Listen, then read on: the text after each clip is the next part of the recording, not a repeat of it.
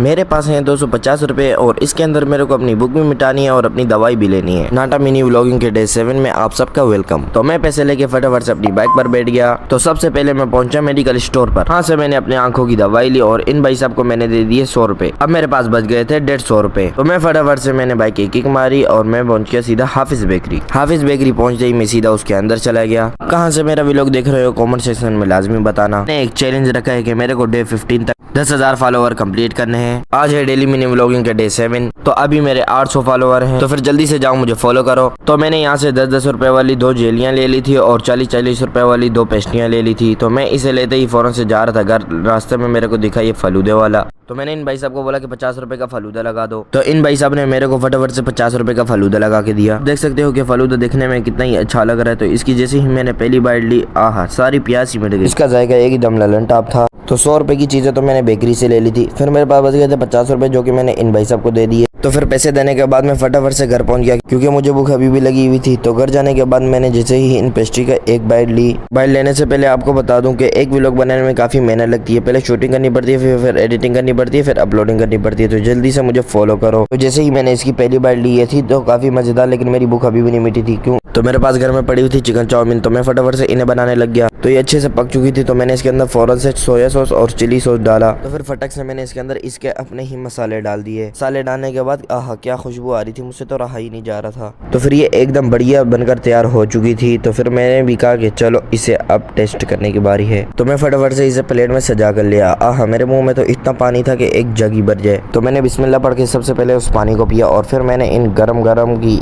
एक ही बाइट ली जिससे मेरा मुंह ही जल गया। सच बात बताऊं तो इसे गरम गरम ही खाने में मजा आता है। आहा मेरी भूख तो एकदम मिट गई थी इससे। अगर आपको मेरा व्लॉग अच्छा लगा तो जल्दी से जाके मुझे फॉलो करो। बाय बाय टाटा, मिलते किसी